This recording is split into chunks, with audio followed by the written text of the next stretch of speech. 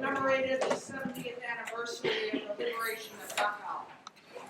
Today, we commemorate the liberation of the Netherlands.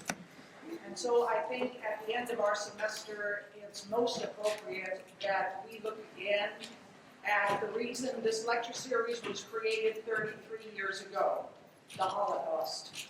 And for that, we have the ideal speaker, Hans Angress. Hans was born in Berlin on April 14, 1928, to Ernst and Henny, and had two older brothers, Tom and Fred. Hans's family was what he describes as a typical upper middle class German Jewish family. His father was a banker and his mother a homemaker. Hans survived the war in Amsterdam, in hiding for 18 months with the family Hoy. His mother Henny and his older brother Fred also survived in hiding. His oldest brother, Tom, had emigrated to the United States in 1939, and he served as an interrogator of prisoners of war in the 87th Airborne Division. His father, Ernst, perished in Auschwitz. Hans is one of the pillars of this lecture series, and he is also one of the most highly regarded members of our Alliance for the Study of the Holocaust and Genocide. It's important that his story and his message reach as broad an audience as possible, and Hans has dedicated himself to that quest. He speaks here and in many classrooms and meeting halls in Sonoma County, in California, and across the nation. We all know how valuable Hans's dedication to preserving this memory is, and I am very pleased that today you'll have a chance to understand why it is so important. Please welcome Hans.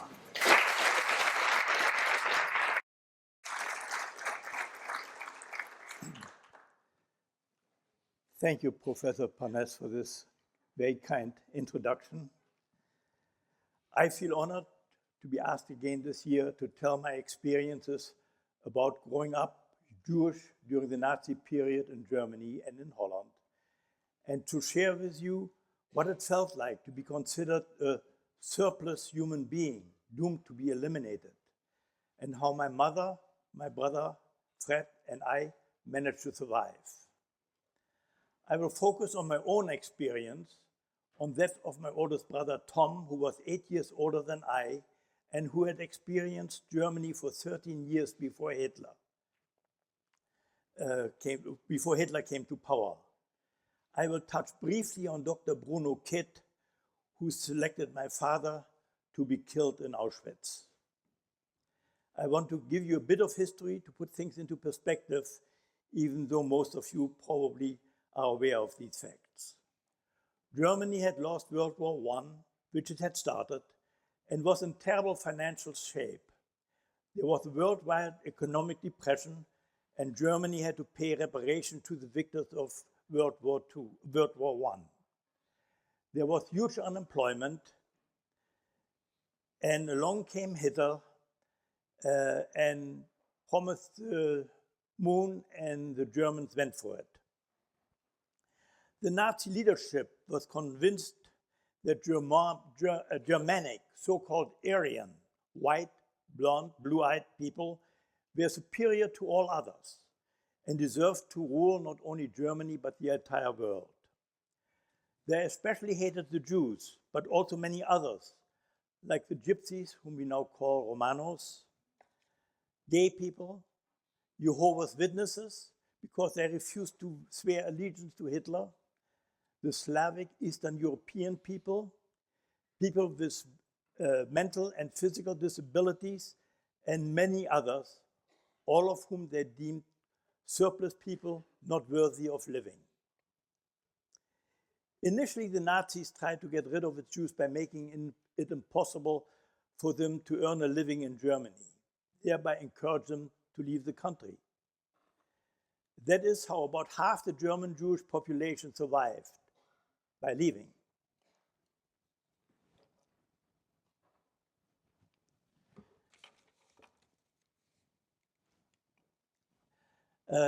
This is sort of the cast of characters.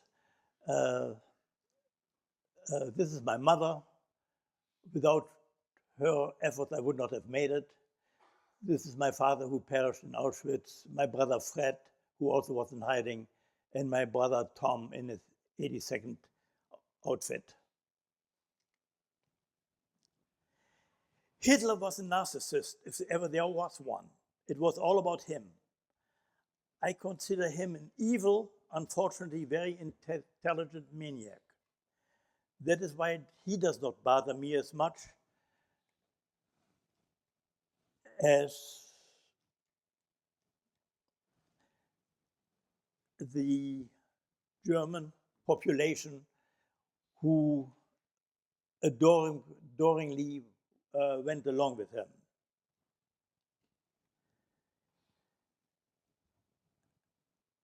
After this introduction, I will share with you what it was like for me growing up Jewish in Nazi Germany.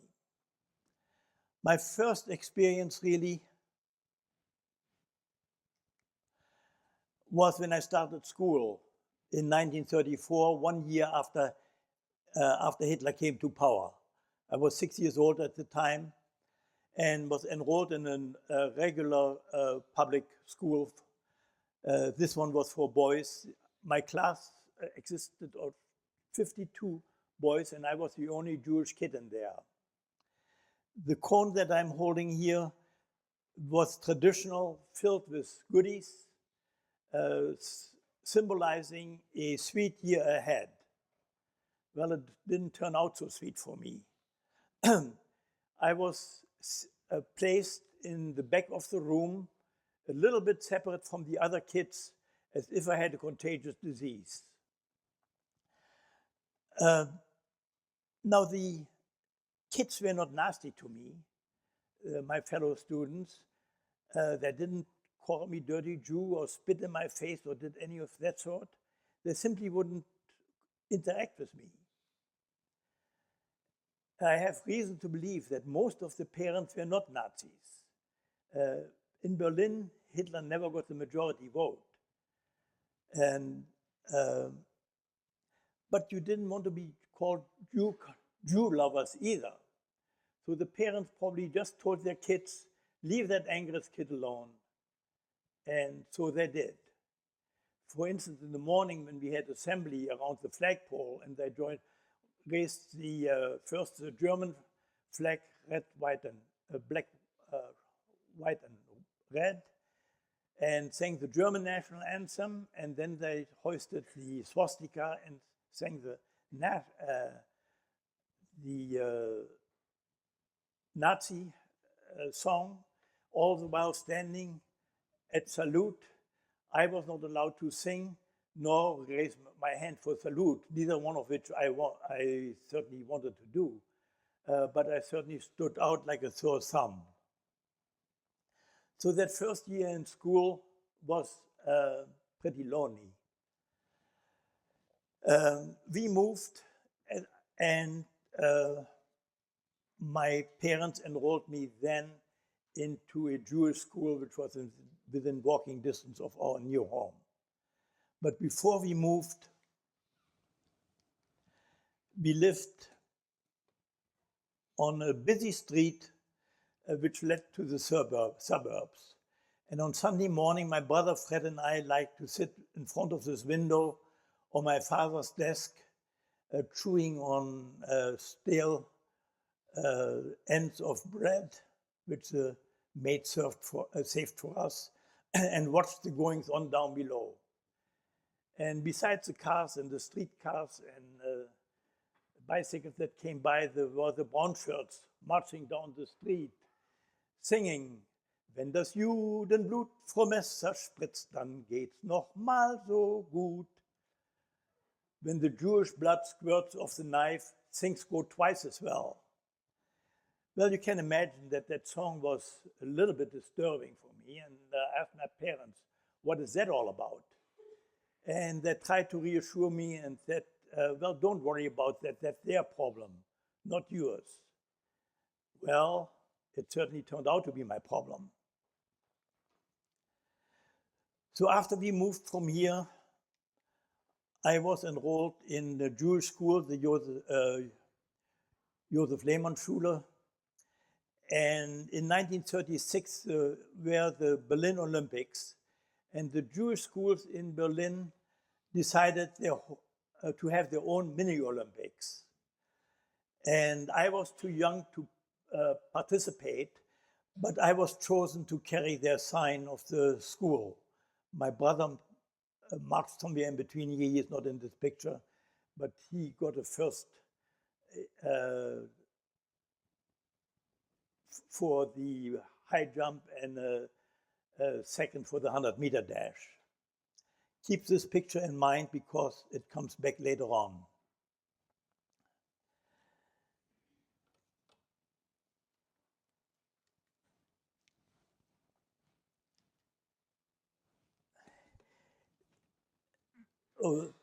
Our life was more or less normal. I mean, we didn't have to wear the star yet, and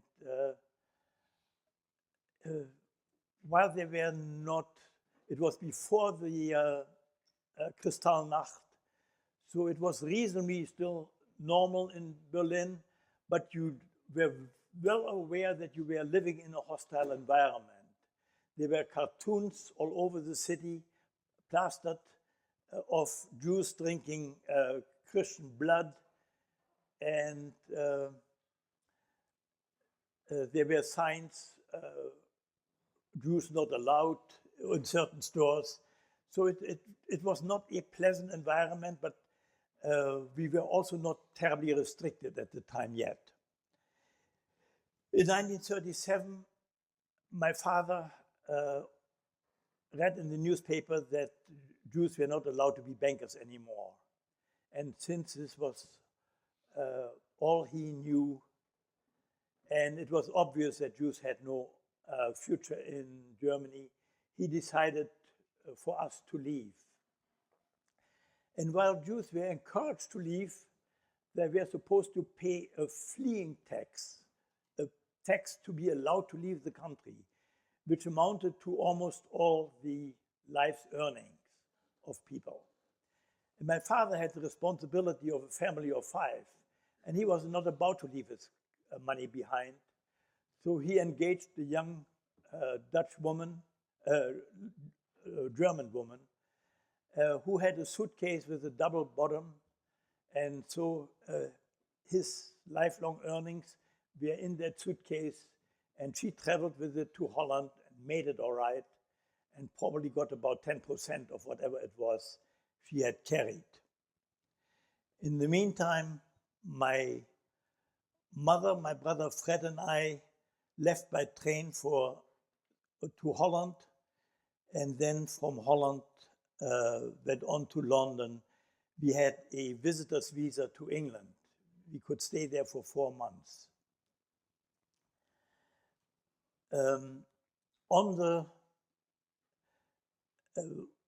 While we were packing up in Berlin, I was told we were going on vacation. But it was obvious to me that there was much more going on. There were lots of things that were being packed that one doesn't take along on vacation.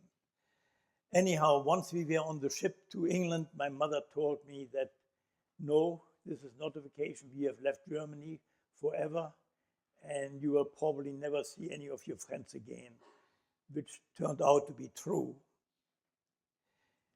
In the meantime, my father and my brother were planning to take a plane to Amsterdam from Berlin, and when they came to the airport, the plane was canceled.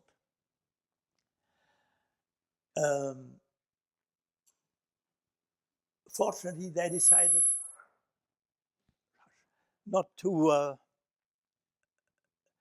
travel in the same direction. My father traveled to Czechoslovakia by train, and at night, the station was right on the border. He crossed the border, and that was a good thing because some of the people that were left behind when we left the country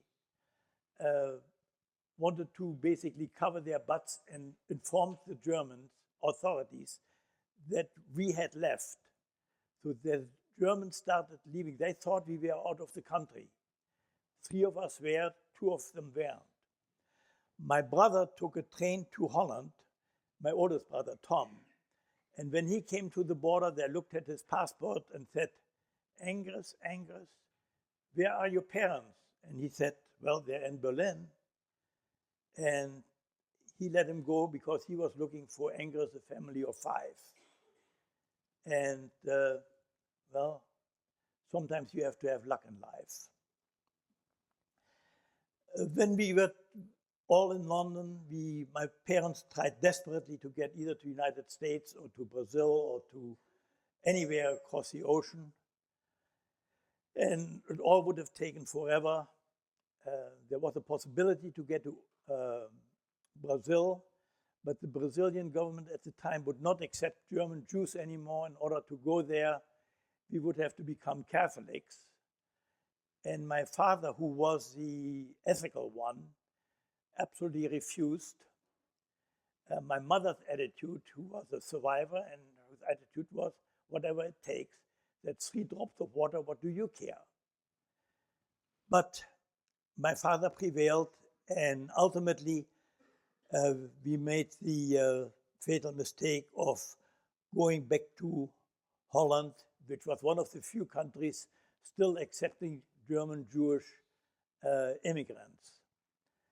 And he joined up with a man who had, he partnered with a person who had vast experience in textiles, and we started a store in Amsterdam, Mayfair, lingerie and stockings. And it was a great success, and after 1 year we started a second store in The Hague, and a third one was planned, and my brother Fred was supposed to manage that one, but that never came to be.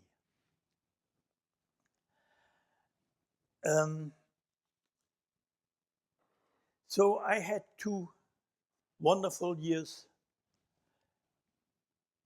in Holland, and my father enrolled me in a school where German Jewish kids were supposed to learn Dutch. Well, the teachers did all they could, but here were 30 kids, all Germans, and among ourselves we of course kept on speaking German because that's what came naturally. And I felt I didn't make progress fast enough and convinced my father to enroll me in a Dutch school and let me sink or swim. And so I ended up in a Dutch school with a dictionary under my arm and managed to get B's and C's, and my parents were happy with that, and so was I. This was an outing of that school. I think it was the 5th grade, yes. And here you see me holding a goat together with my 5th grade girlfriend, Hedda. And the people from Mercy High who put this PowerPoint presentation together for me decided to have some fun with it and blew it up. And this is where the 2 of us, when my wife Enola and I visited Holland, and we linked up again with Hedda.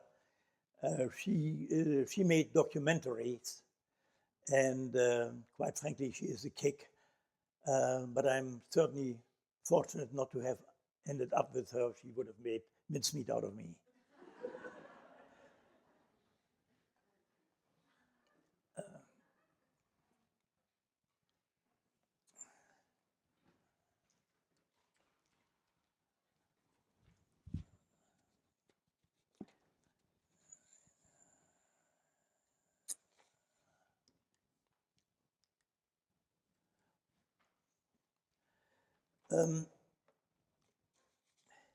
My brother Tom in 1936 had entered a agricultural school.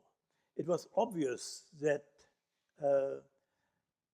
German kids have a chance to survive. And it was deemed that if you knew agriculture, you could get a job anywhere in this world. And so he spent 3 years in that agricultural school. And in 1939, because of his agricultural training, he managed to come to the United States on a preferred quota and farmed for a while. When the war broke out, he joined the army. He was trained in Camp Ritchie to be an interrogator of prisoners of war, because of course he was fluent in German. And in just before the D-Day, the 82nd Airborne Division asked for more interrogators. And so he volunteered, and so his first jump was not a practice jump, but a jump into Normandy, where the pilot was way off course because he was trying to avoid anti-aircraft. And so my brother was captured, but fortunately he was again liberated 10 days later, and they never found out that he was a German Jew, or they would have killed him immediately. He then took part in the Battle of the Bulge later on, helped liberate a concentration camp, Werberlin, where even long after the war he stayed in touch, and where they now have a Werner T. Angress library. And after his death, a lot of his library went to Werberlin.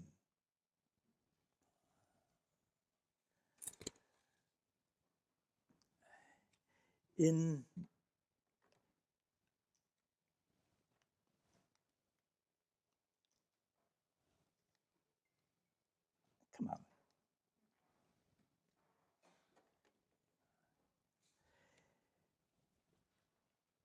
In 1940, the Germans invaded Holland. My brother and I, Fred, and I slept in one room, and one morning there was a lot of shooting going on outside. We first thought it was the Dutch army having exercises, but then we went to the radio and found out that no, the Germans had invaded Holland. Initially, nothing much changed. The Germans hoped that the Dutch, whom they also considered Aryans, would join them in their conquest of the world. Well, the Dutch hated the Nazis, and they certainly didn't want to be occupied by the Germans. So after a year or so, the Germans started clamping down on the Dutch, and especially on the Jewish population, and started imposing more and more restrictions on both. In April 1941, my father was arrested. Again, according to German law, he was a criminal because he had to take his money out. So even so, they came one day to arrest him. He was not home. They said they would come back the next day. We could have gone into hiding at the time. My mother begged him to go into hiding.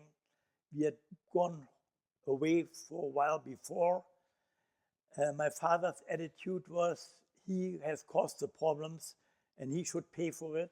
And my mother said, you know, you leave me with those two boys alone here. But my father wouldn't budge and allowed himself to be arrested the next day.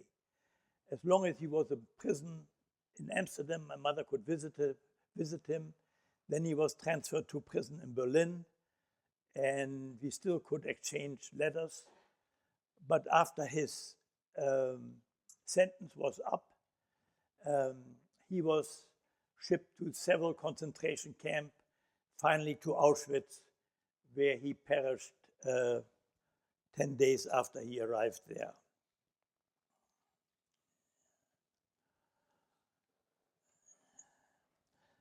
We only found out in 1994, the day and the place that he died.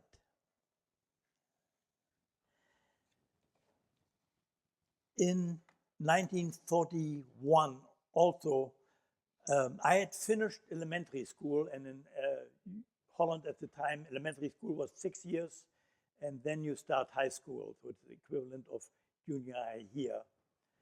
And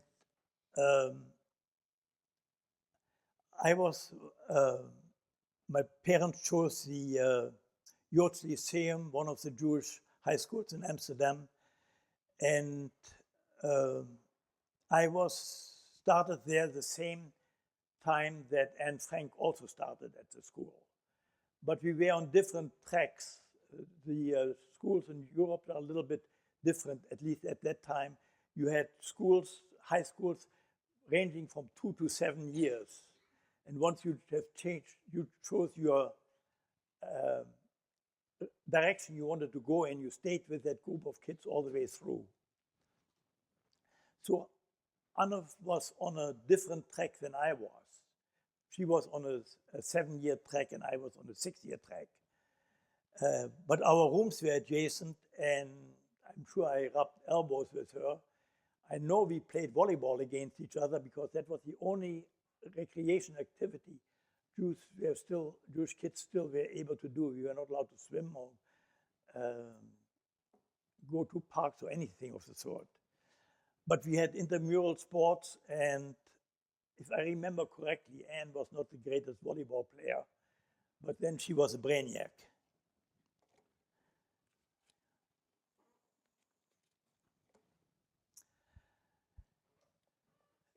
There was a book written about our school called Absent.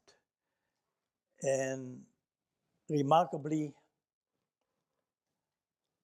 come on, oh, that's good old Anna Frank.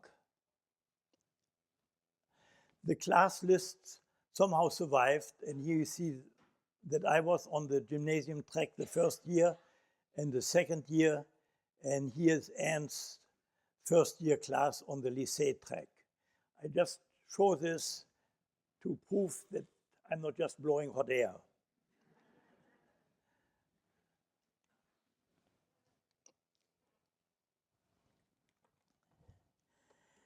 After war broke out, Hitler in 1941 decided that since he could not get rid of the Jews anymore by pushing them out of the country, that the final solution of the Jewish problem should be to kill the 11 million Jews living in Europe.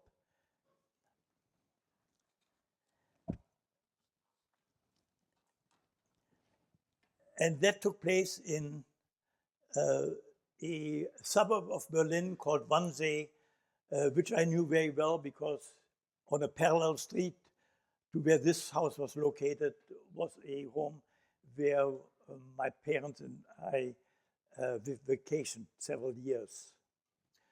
So I knew exactly where this was located.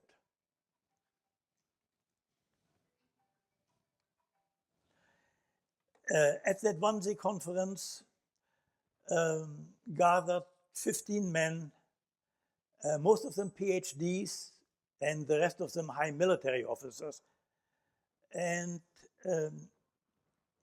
it took them only 90 minutes to come up with the idea. I mean, I consider them sort of the equivalent of the board of directors of Clark Pest Control. The only thing that their job was to figure out how to exterminate 11 million Jews instead of termites. After they decided on the method of exterminating the Jewish population through mass killings in gas chambers, they went and had a good lunch.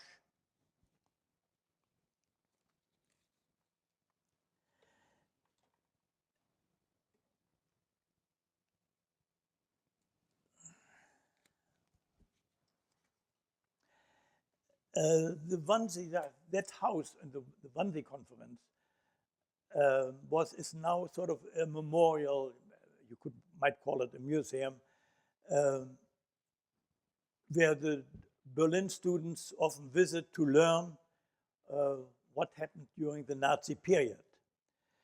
And when my brother and my wife Inola and I visited Berlin in 1993, I was blown away that that picture that you showed earlier was there blown up. And I was blown away by this, and as was the director of the villa, because he, of course, didn't know me from Adam, and it just was a shock to me to find that picture there.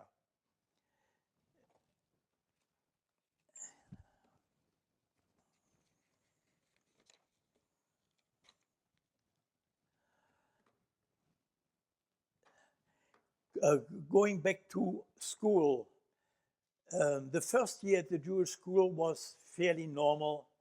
I mean, we were all Jewish teachers and Jewish kids, and we basically had normal instructions. But the second year was much harder because that was after the deportation started. So when as a result of the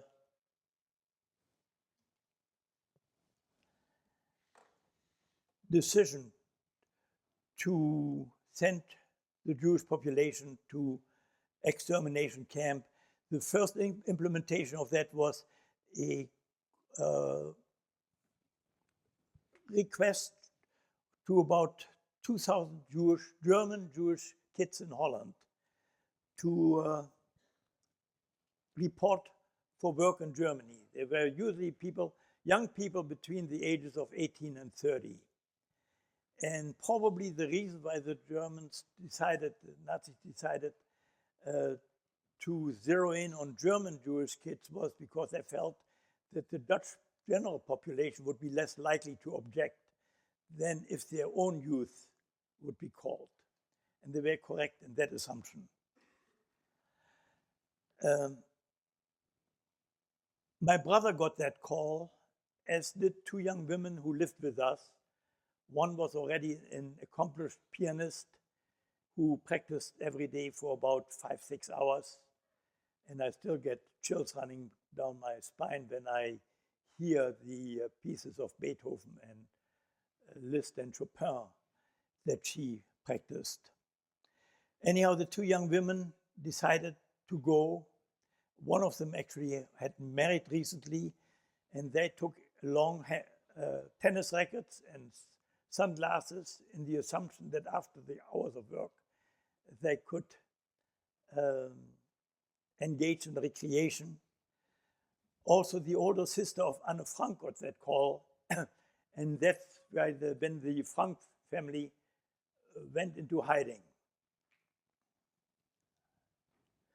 My mother managed to get a job. I mean, my mother was determined that my brother was not going to go. And she landed a job for him with the Jewish Council, the Yotzerat. And one of his jobs was to go along with the SS at night, rounding up his fellow Jews, carrying baggage or babies if necessary, and also to have a friendly face to make it easier for the SS to pick up their victims. You can imagine that that was not an easy task for my brother. But my mother told him you absolutely had to do that in order to buy time. Thanks, Mom.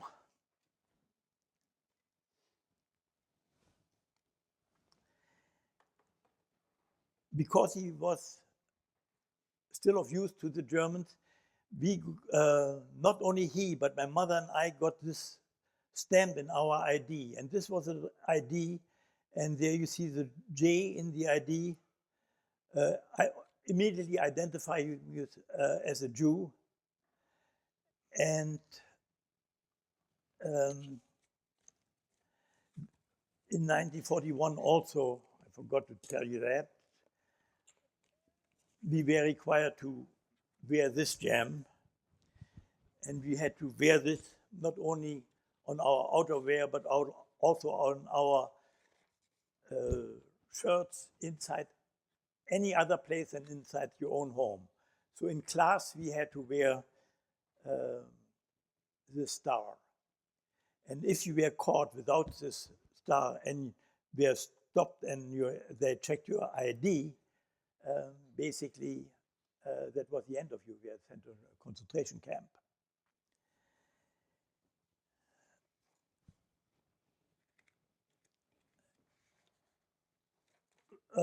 Initially, my brother's job was again to go along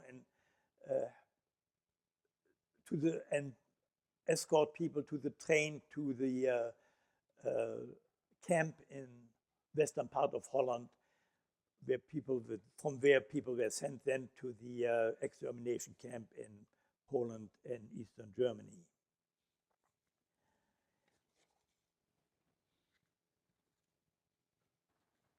Then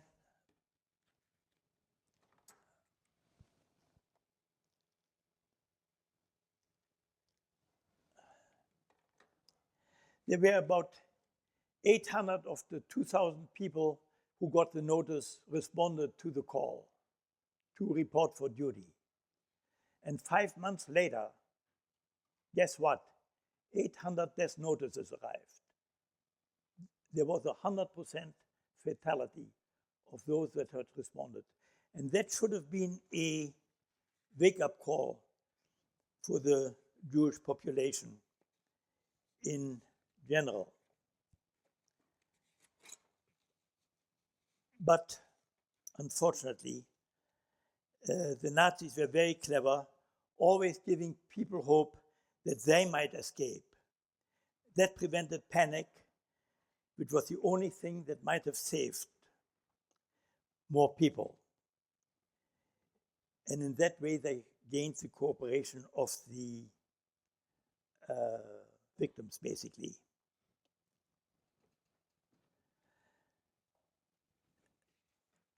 My mother read the Nazis correctly. She was a survivor and did everything in her power to keep herself and her two boys out of the clutches of the Nazis. Unfortunately, she was the exception. Her advice to us boys was, if the Nazis ever get a hold of you, run at the first sight, at the first opportunity. The worst that can happen to you is that they kill you by shooting you, and believe me, that is better than what you will find at the end of that train ride that they want to put you on. And how right she was.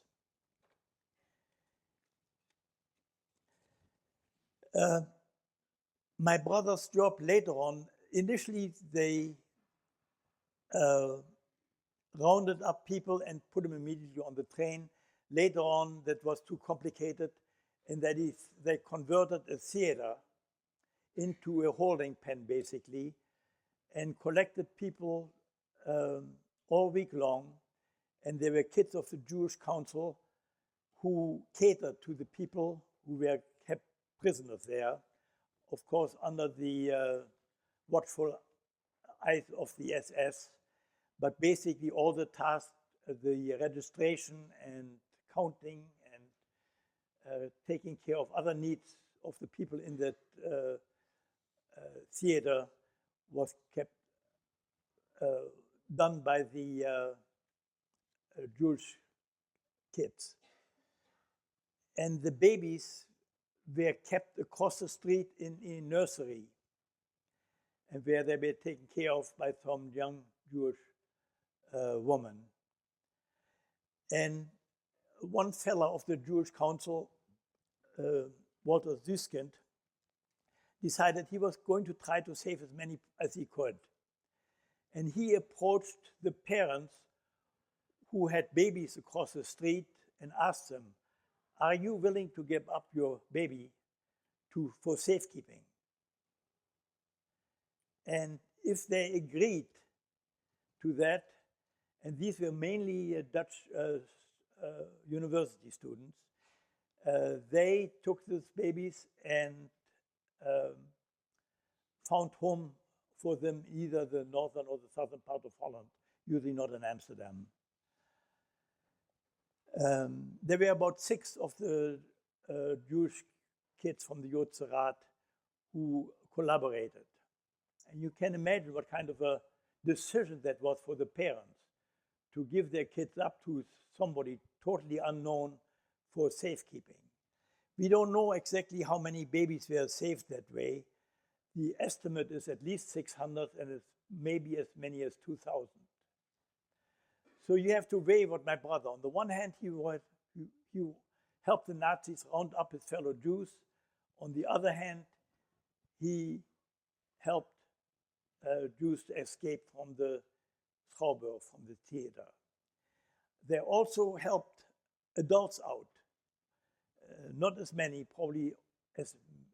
possibly as many as 600. And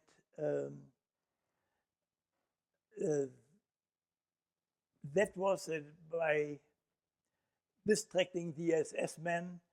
There was one German, the Walter Süskind. He just he was a German Jew who knew the Germans very well and knew how to communicate with the SS men. And while he was communicating, they smuggled some people out, not very many, but some. Also, possibly as many as 600.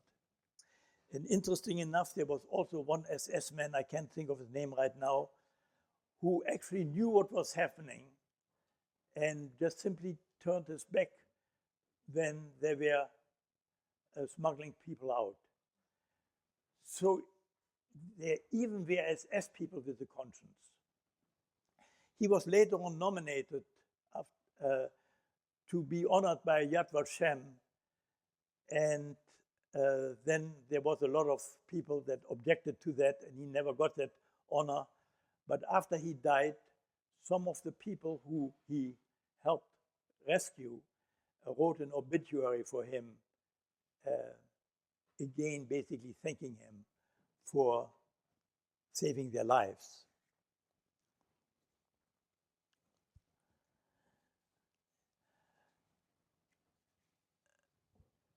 So, of course, when the day came for people to be shipped out of the theater to the train, a count had to be made.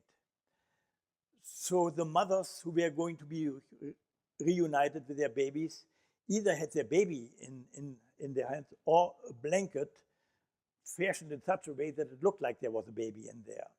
So that's how they made up with that count. And they also knew how many adults they were smuggled out. And it was a Jewish kid that did the counting. And they let him know how many people were smuggled out. So if 10 people were smuggled out, he counted 68, 69, 90, 91, 92. He just skipped, and he did this very fast and was never caught at that. And probably one reason why he was not caught is because Jews were deemed to be cowards, and it never occurred to the Nazis that Jews would resist them in this way.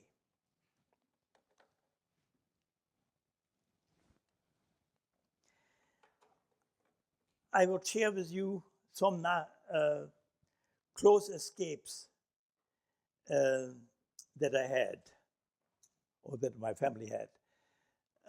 Usually they went when they rounded up people, and they rounded up about, in 1 year's time, they pretty much eliminated the Jewish population in Holland. It was 140,000 to begin with. 28,000 of which went into hiding, of which 16,000 survived.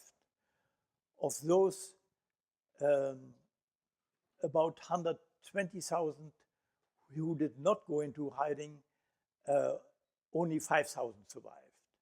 So obviously, your chances of survival was much higher if you went into hiding. The unfortunate part was, of course, that the Jewish Council advised the Jewish population to cooperate with the Germans rather than fight them, because if you were caught in hiding, the story went, you would be punished more than otherwise. Well, you would end up either way, but of course that was not known. But unfortunately, I think if it would have been wonderful if more people would have gone into hiding, even though going into hiding was also, it is not just a decision to go into hiding. You had to wear the risk of going into hiding because you were told that it was worse if you were caught in hiding than if you were caught just being a Jew. The interesting part is that after the war, they found out that more people, a greater percentage of people that went into hiding and were caught survived than if you were caught, rounded up just being a Jew. And my theory is, if you were caught having gone into hiding, you were deemed to be a criminal and were treated as such and still deemed a human being. Well, if you were rounded up strictly as being a Jew, you were subhuman. I mean, that's just a theory that I have, but it may be right and it may not be right. One day, the Nazis decided to have a razzia of the Clio Street, just going from house to house in one street. And they, of all places, picked the street where we lived. It was the Clio Street. And this is the apartment where we lived, and the drapes that we had at the time were much heavier than the ones that are there now. One could look out, but basically one could not look in. And I, of course, knew that there was something going on in our street, and I watched them getting closer and closer. Now, my mother was home, and a friend of her was home. And finally, an SS man was standing where I'm here, standing in 1993, and rang our doorbell. And I was standing behind the curtains here, and it was looking like looking death into its face. And then I remembered, run. And that was one time that my mother was sort of paralyzed. Her friend was heavy set, and I mean, he just couldn't run. And so I grabbed my mother, and I didn't know whether she would follow me or not. But luckily she did.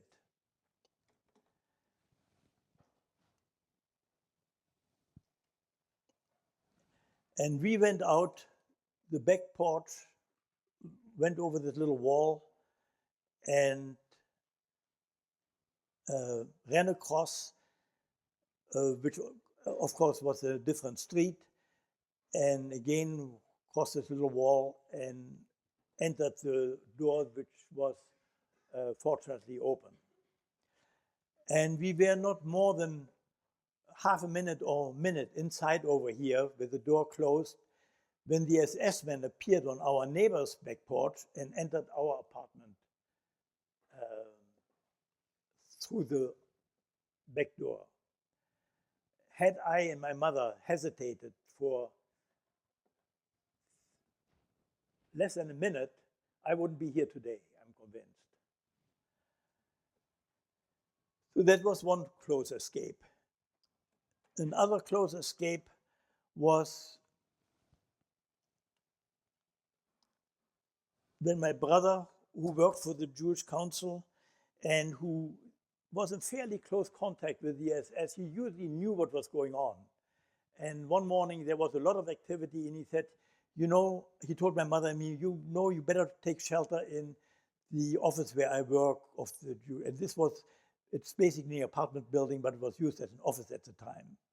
And he thought that the SS would leave that alone because the people of the Jewish Council were still refused to the Nazis. So we went over there, and lo and behold, the SS entered that building. So they would not leave it alone. They assumed that people would look for shelter there. And as soon as they came in, my brother, who he wore an armband which identified him as one of the Jewish Council, he asked two of his buddies to take me upstairs into the attic room and put a chair on the table, and so that I could open the trapdoor to the attic, which they did. So I went up, climbed on the table and the chair, opened the trapdoor, closed it, and was up in the attic then. And I got the scare of my life when the trapdoor opened, but fortunately it was only another kid coming over to join me up there. And while up there, I mean, the attic had no floor. It was just the beams, and then below was lath and plaster. They didn't have sheetrock at the time. And nature called. And plaster is pretty porous stuff. And I did not want to lose my life with a yellow stain in the ceiling. I mean, I just could see SS, oh, what have we got there? And looked around, and lo and behold, I found an empty wine bottle. And well, it might be still up there, vintage of 1943.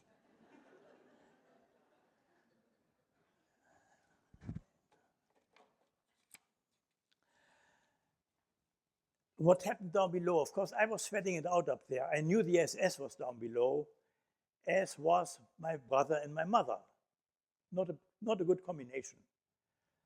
And I was contemplating, what am I going to do if they haul them off? I knew where they would be taken to. Should I join them? I knew that my mother would be furious if I did that.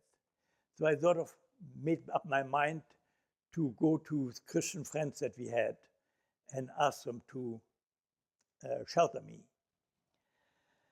What happened down below in the meantime is that the SS rounded up everybody that they could find in the building, put them on one side of a large room, and had then got the list from the Jewish Council of the people who were working there. And they called off the names. Now my brother and my mother must have communicated somewhat. My brother simply managed to slip out of that room. And in a way he could do that because he was identified as belonging to the Jewish Council. And so as they called off the names of the people who worked there, they came to the name of Angress and simply said Angress, and my mother went across instead of my brother. And that's how they survived that day. I mean, you had to be fast on your feet, but somehow my mother and my brother must have communicated. And the people that were left over were hauled off, and I doubt whether any of them survived.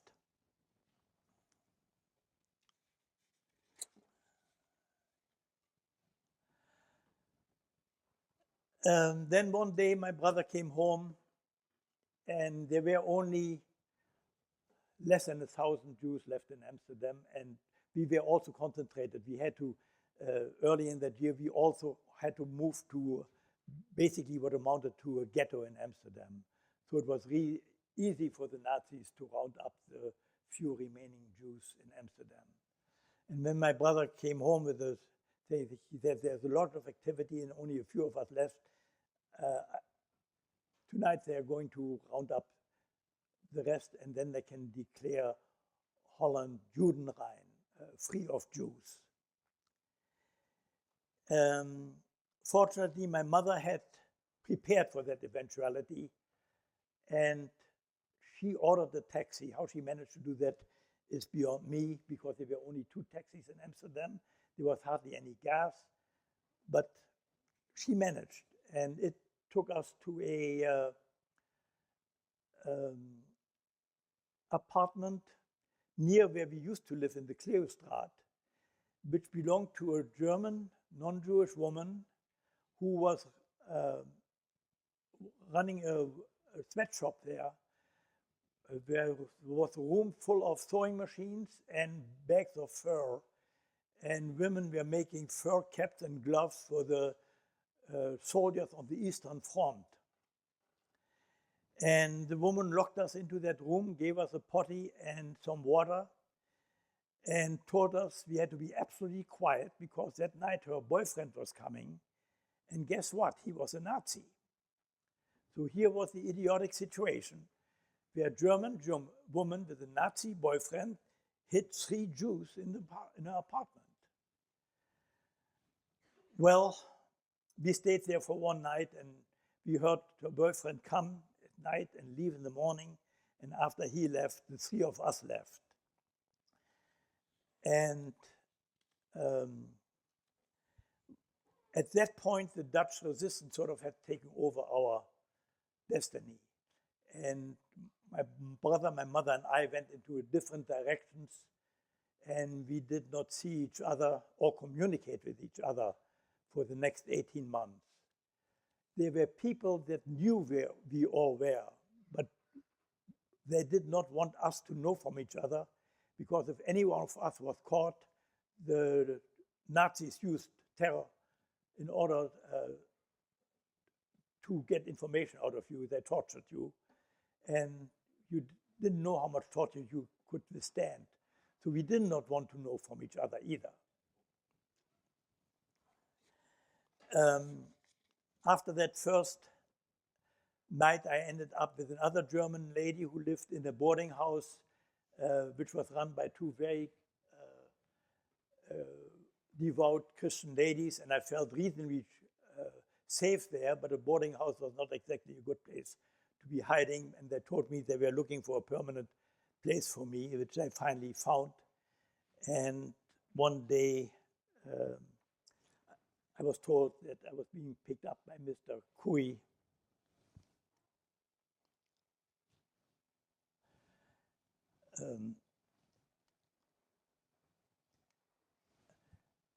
This is Mr. Kui at the time.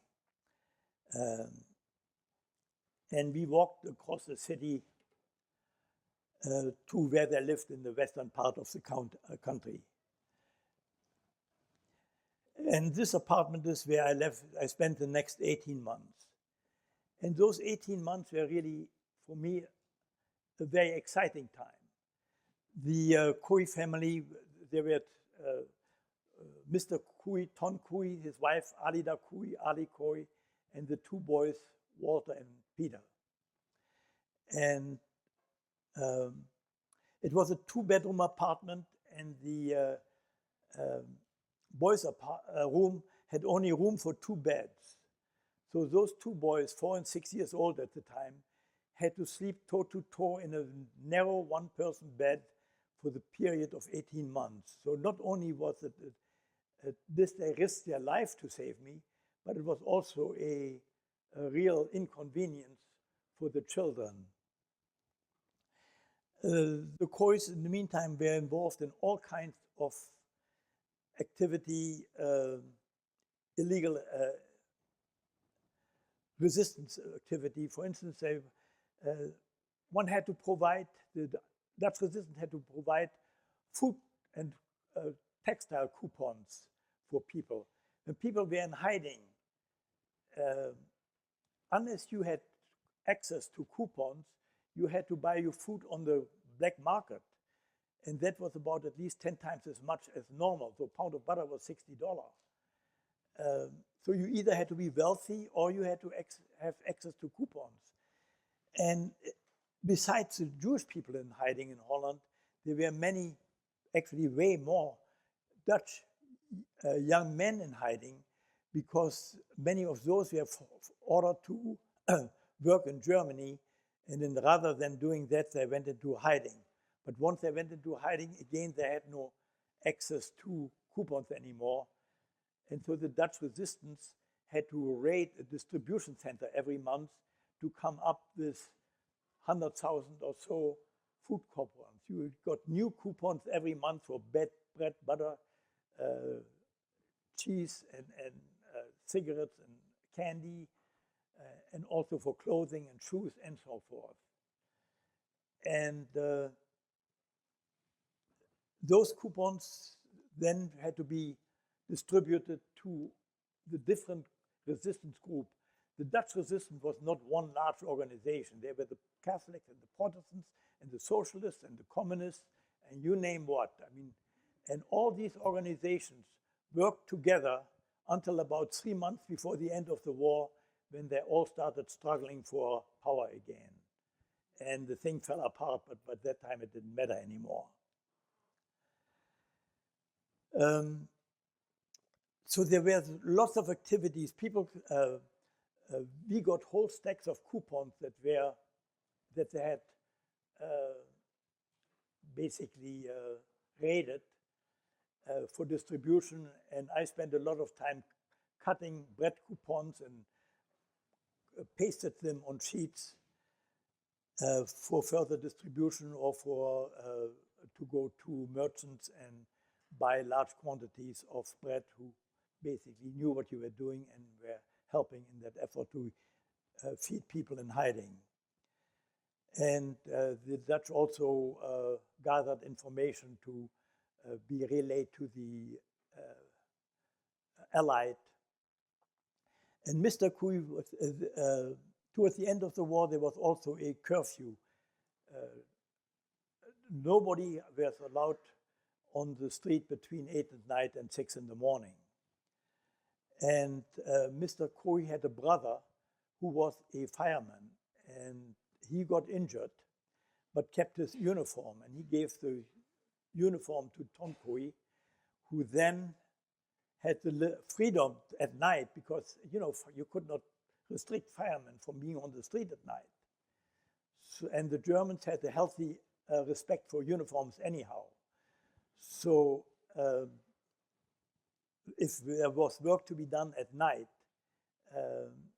he did that in his fireman's uniform. And one day he was on the street in daytime, and there was a fire, and the lady screamed out the window, saw him in his uniform, and he went up and put out the fire before the fire engine arrived, because that would have caused trouble.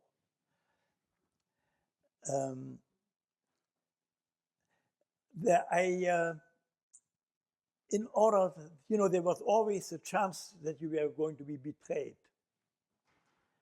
And the Couy family were the only ones that were active there.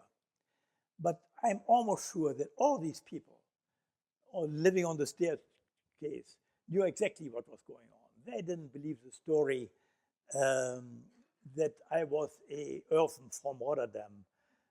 They took my ID, they took the J out, they changed my name from Angress to Andreas, so they only had to change 2 letters. They were real artists doing that work. What was more complicated, to change my birthplace from Berlin to Rotterdam. And the reason why so many people in hiding had addresses from Rotterdam, because the Germans bombed Rotterdam when they invaded Holland and destroyed the city hall with all the documents. So it was impossible to trace these addresses. So there were lots of people in hiding from Rotterdam. And these people nowadays we call bystanders. They would not help you, but they would not betray you either. And so I'm very reluctant when people say that the bystanders are necessarily bad people. No, some of them are. I mean, when, for instance, in that case where a girl was being raped and there were lots of students standing around doing nothing, that are bystanders that are evil. But bystanders who are not willing to risk their and their family's life to shelter somebody else. I cannot consider these to be bad people, but they're simply not heroes in my book. So like I say,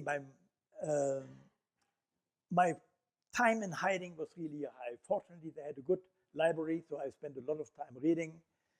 I also spent time making like little flags.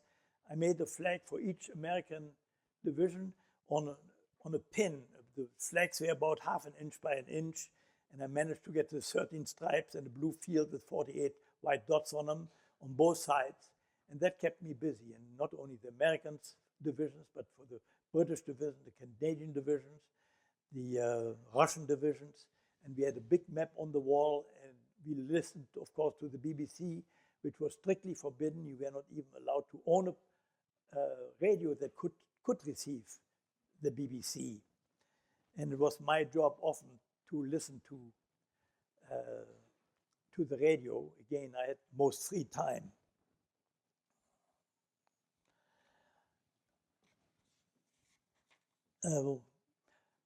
I was 16 years old at the time, and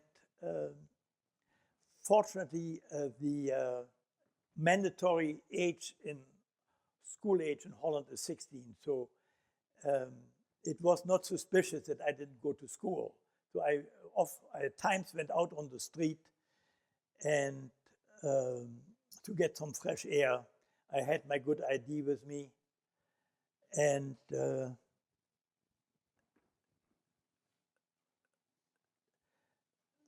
that way I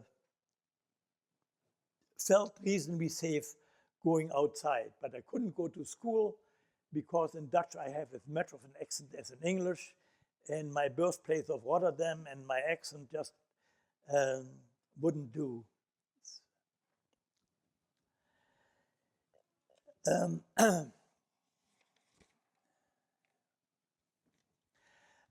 In order to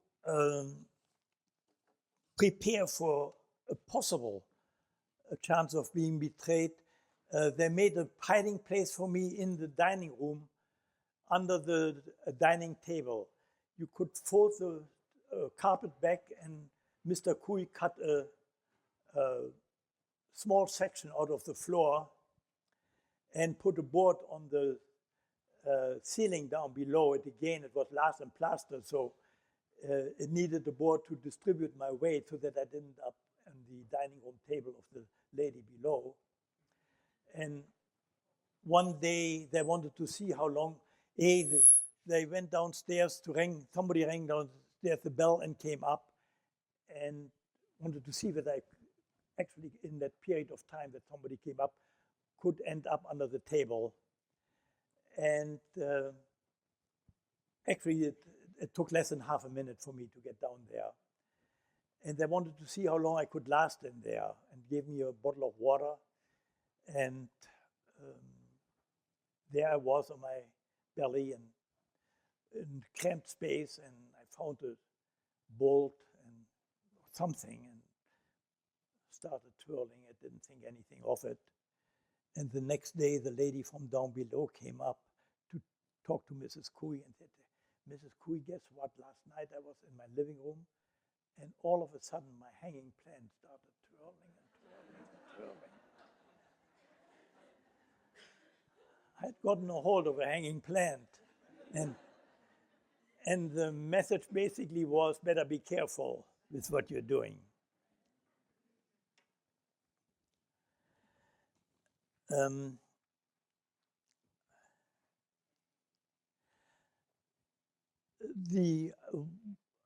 I told you before that they had to get a hold of coupons every month to be distributed. And in order to do that, you needed a gun. I mean, you had to somehow force your way into those distribution places. And in Holland, the guns are not as prevalent, and you were not allowed to own a gun anyhow.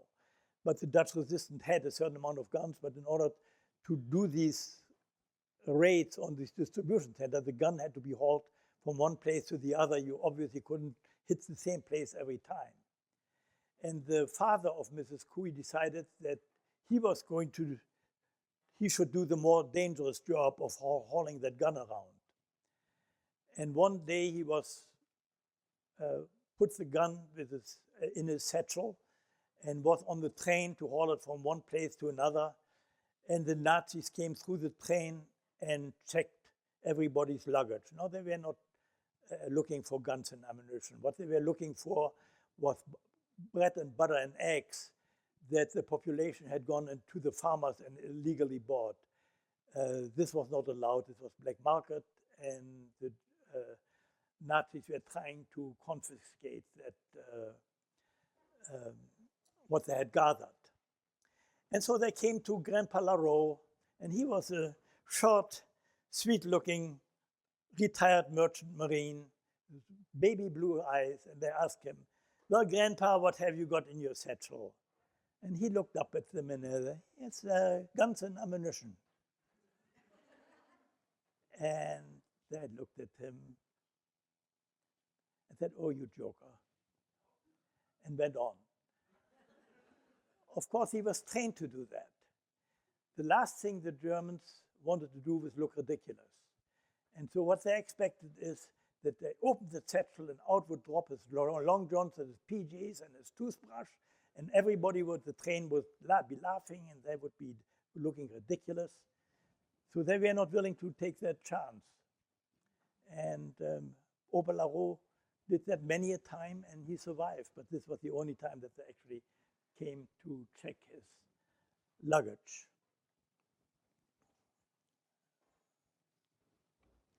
One day I was outside, that was pretty much late in the year, when they allowed me to run some of the errands to help distribute food coupons and sometimes also extra food. And one day I was hauling a wheel of cheese, and that was like gold. Again, it was to be distributed to people in hiding. And I had bought that wheel, I had delivered it, and on my way home, I ran into my former Cub Scout leader. And I knew that she had turned Nazi. And we recognized each other. And I hesitated for a minute and decided to take the bull by the horns and go up to her. And I knew her by the name of Bajira, and I said, "I guess, Bajira, you realize that I am in hiding, and I would appreciate if you would not betray me." And we were actually pretty good buddies when she was a Boy Scout leader. We got along well. And she told me, of course not. And we chatted for a while, and then we parted ways. I made sure that I didn't go straight home and made sure that she wasn't following me, but that was certainly a scary moment.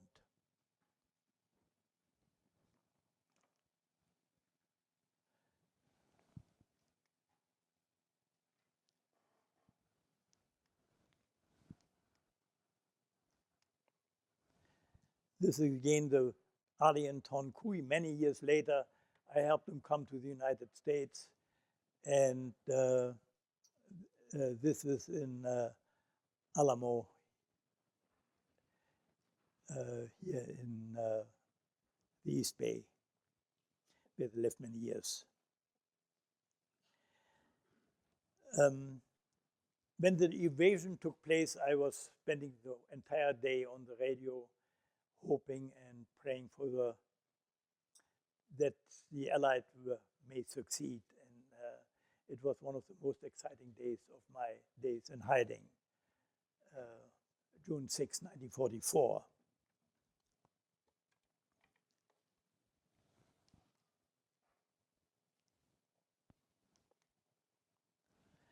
Amsterdam was on the flight path from Germany to Berlin.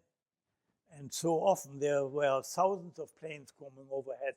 They usually came in waves of about 100 planes, and then there was a period of rest, and then there came in other 100 planes.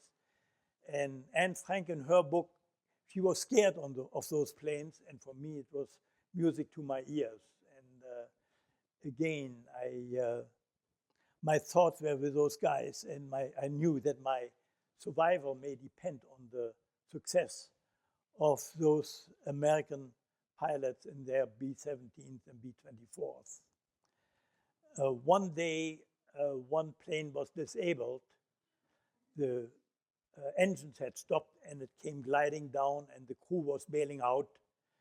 And it looked like it was heading straight for me. I was standing in front of the window, and I was wondering whether I should move, but then I figured out if I move, it might end up where I moved to, so I might as well stay where I am. And the plane started coming and then started veering away, and I saw this cloud of smoke where it crashed. Fortunately, it crashed in the street. It killed one street vendor, but it could have been a lot worse. In the meantime, the people, I found out again, because the crews were in the underground, that all the pilots, all the crew made it down all right. Even though I was horrified, the Germans were shooting at them and poked. They didn't hit the crew, but they hit the parachutes. And so you saw the parachutes getting holes in them, but they made it down all right. Half of them actually were captured by the Germans when they came down, and the other half, the Dutch underground got a hold of them before the Germans could. And they took them, and they had ways of getting them through France to Portugal and back to England to fly again. So that was again one of the activity of the Dutch underground.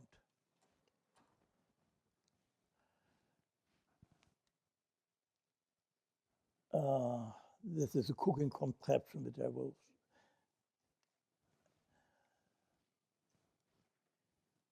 No, come back. My mother, in the meantime, went into hiding in the boarding house where we first lived when we came to Holland. I don't know exactly how many months till we moved into an apartment. And that boarding house was taken over by the German military. And she lived in one of these attic rooms and paraded as the maid, used her maiden name, and made the officers' bed and cleaned their rooms, and I suspect flirted with them. And she also managed to get her nails done once a week and her hair done. My mother had her priorities. And that's how she spent in hiding. Again,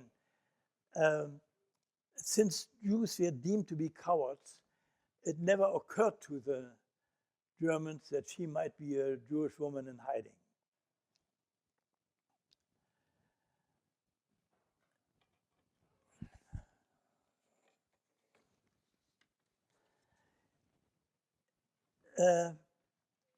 In the northern part of Holland, we were really never liberated. The war simply ended. And so on May 8th, the war was over. The Germans were still there. They're carrying their guns, but we weren't afraid of them anymore. It was a strange situation. I mean, that was about for 3-4 days, and then we were told the Canadians were coming. And I wanted to see those guys come in. And the Croats were busy, so I went by myself. We were told which routes they were going to take to come in. And there were, of course, thousands of people waiting there. And finally, I saw some activity in the distance. And as it came closer, leading the parade was a tall, good-looking black dude on a Harley Davidson. And to this day, this dude on his Harley, with his big smile on his face, is my symbol of freedom. When I saw him, the war was over. And it gave me sort of a closure.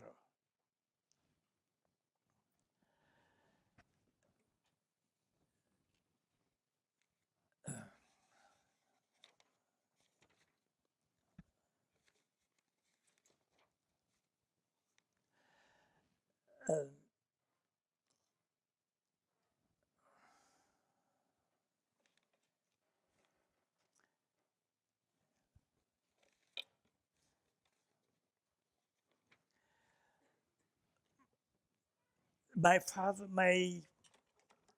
brother, of course, didn't know anything where we were, and nor did we know that he was a soldier. And so a few days after the war, my brother, he had gotten permission from his commanding General Jim Gavin, which I call Slim Jim, to go look for his family. And there was another soldier who also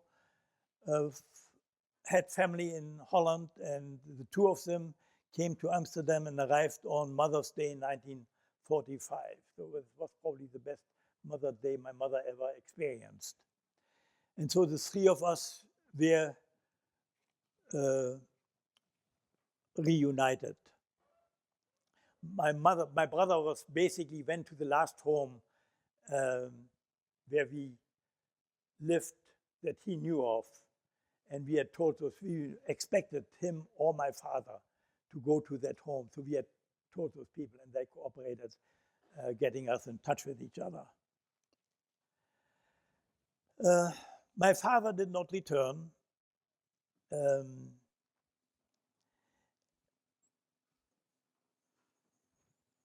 In 1997, I managed to, my oldest brother, who was a historian basically, managed to get a hold of his death certificate, and it noticed that he died of sudden heart stoppage.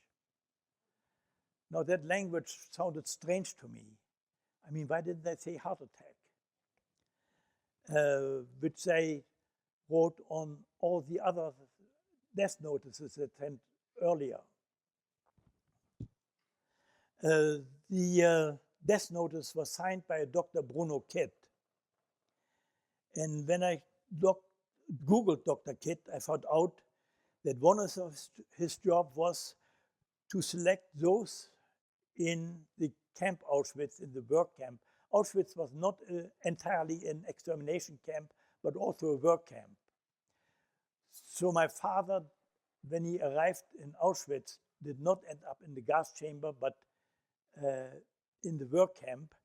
But 10 days later, he was selected by Dr. Kidd as being too weak to be of any use to the German war machine. And once you were selected, you were ordered to go to a doctor's office where an orderly injected phenol directly into the heart, which stopped the heart almost immediately. And that explains this term, sudden heart stoppage, to me. Of course, the death certificate was never meant to be for distribution to relatives, but simply for the German bookkeeping. So they didn't, certain heart stoppage, the Germans knew exactly what that meant.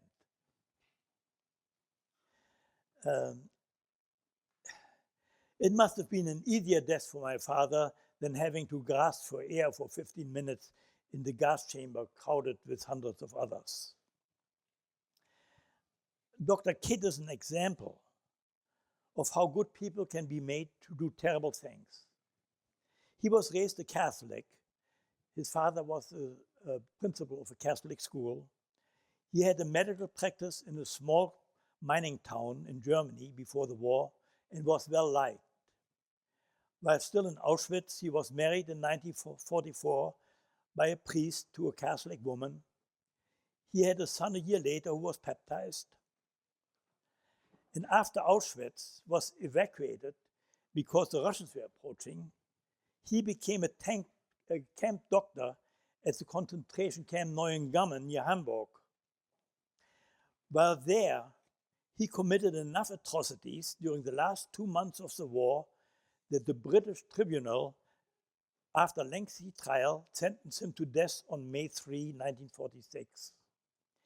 His killings in Auschwitz were not even part of the trial.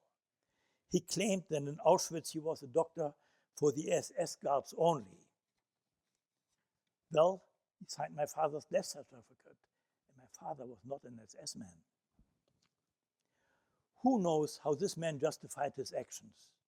What was he thinking? Or was he thinking at all? Did he consider himself merely a good soldier by carrying out the atrocities expected of him by the Nazi leadership? Where is the fine line between being an obedient soldier and being a perpetrator of terrible evil deeds? Without the Nazis, Dr. Kidd probably would have been a decent human being and might have been a good husband and father and probably a good doctor.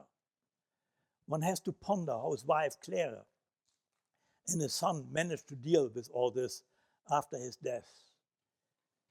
It gives me no comfort that Dr. Kidd was executed on October 8, 1946. He got a lot of letters from clergy and former friends of his, and that was a dangerous thing to do in those days because those letters were written after he was sentenced to death. And if you write a letter of trying to save somebody who was sentenced to death, you were automatically suspected of being also a Nazi. So these people were probably sincere in considering that Dr. Kidd was a good guy. Now that the war was over, I found myself on my own at age 17. My mother was in no position to support me, and I did not see much of a future for me in Holland. When my oldest brother Tom offered to help my brother Fred and me to get to the United States, we jumped at that opportunity. When I got to the US with $25 in my pocket, I first finished high school in a private school in Lenox, Massachusetts, which was run by a friend of my brother. I then took a job on a dairy farm in Connecticut. When I got an offer for a position on a dairy in Marin County, I decided to go west. I became a partner in the dairy operation on Tomales Bay. The partnership lasted for 20 years. It's now still known as the Strauss family farm. After that, I became a real estate broker, first doing sales and later on many property management. I didn't like particularly the sales aspect. I have been married twice. I have 6 children from my first marriage, 12 grandkids and one on the way in Jakarta, Indonesia of all places, and have 8 great-grandkids. My second wife, Enola, and I have been married for 35 years. She helped me raise my 2 youngest children. I am often asked why I do not seem angry. The answer is that I was angry at first about what happened to me growing up, but I also was numb. Caring mainly for cows for 20 years just after the war allowed me not to have to deal with my anger. Ultimately, with prodding from Enola, I got counseling and was made to realize that anger is a waste of energy and instead channel my efforts into matters that are productive. Speaking to students like you also has helped me get rid of anger because of hope that by sharing my story, I can urge young people to choose a positive path in life, not a destructive one. So what might you learn from a Jewish kid who grew up in Nazi Germany? The inhumanity of people towards each other continues to this day. The Nazis just put a new twist to it. When evil people come to power, apparently it is easy for them to convince perfectly decent people to commit horrendous acts. Intelligent evil people in leading positions are a lot more dangerous than dumb ones. Dumb ones are merely obnoxious. Bright ones are deadly.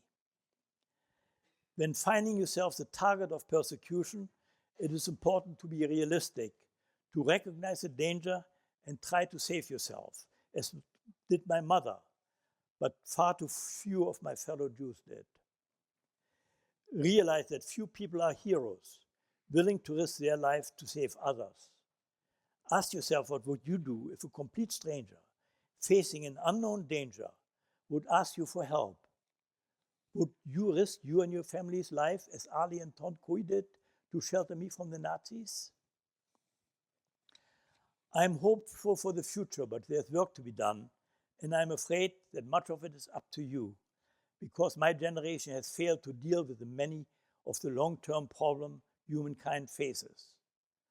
Some of you will enter the field of politics, And I hope that when you do, you will deal seriously with problems of a growing world population, dwindling resources, all kinds of pollution, global warming, declining job opportunities, among others.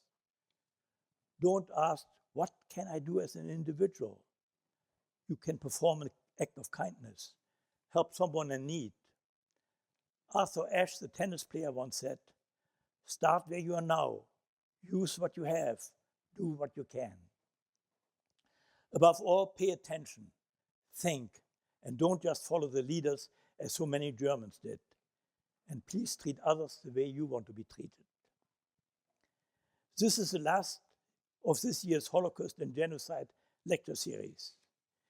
I want to take this opportunity to thank all those, especially Professors Parnell and Goodman, who have had a hand in putting together this really remarkable series.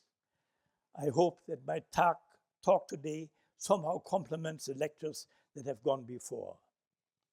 I wish you guys strength, good luck, and a better world.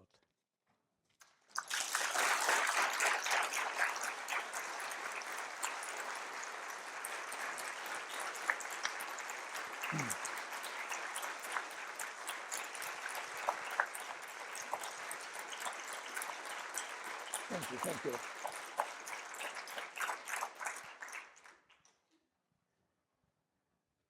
Any questions?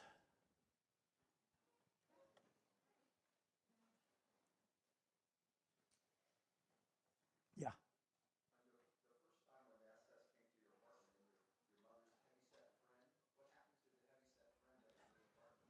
I knew that question would come up. He had some medals from the First World War in his pocket, and I assume a good chunk of money. And I think he paid the guy off, which he could not have done if there were 3 people there. If there were been witnesses, he could not have done that, but he basically bribed the guy. And I'm convinced that if they would have found the 3 of us, that could not have worked. But unfortunately, he did not survive the war either. But that question always comes up.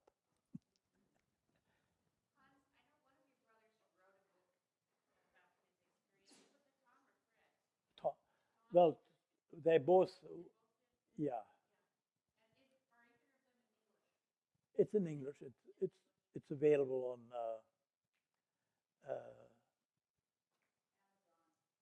on Amazon. What is it called? Yeah, it is a good read, actually. The beginning is a little bit hard. There's a lot of family in the beginning, but the rest of the book is pretty exciting.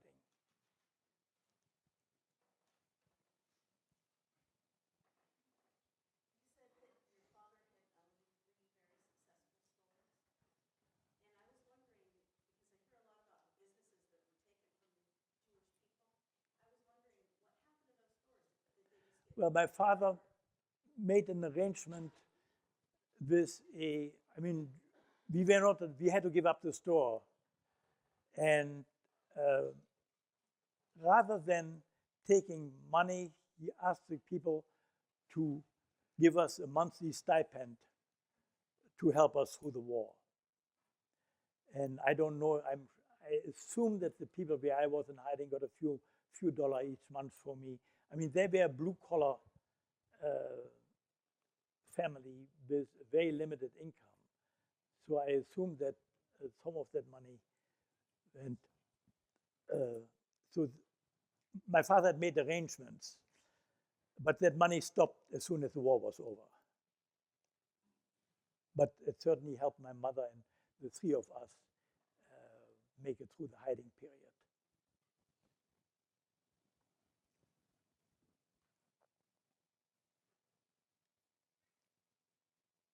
Yeah.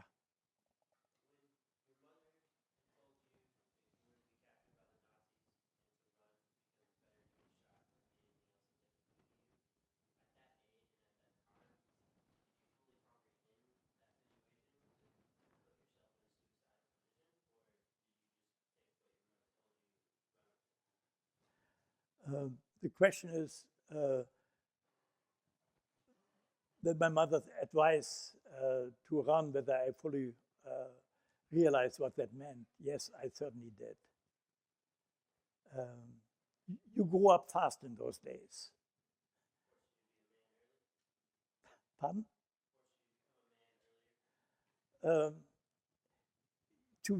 Yes, I mean, like I say, at 17 years old, I was on my own.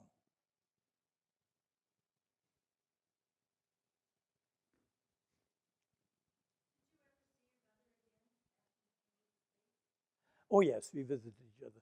My mother remarried after the war. She did not want to be a burden. It was a marriage of convenience, but it worked out pretty well for both of them. And she moved, her second husband lived in London and had a raincoat factory, Delby Coats Limited. And yeah, she came to visit us, and I visited her in London. And towards the end of her life, after her husband had died, she actually had a stroke, and my brother and I, my oldest brother and I, picked her up and brought her to this country, and she lived in Petaluma for a while when he died at the age of 92. The last couple of years were hard for her because the stroke has kept her pretty incapacitated.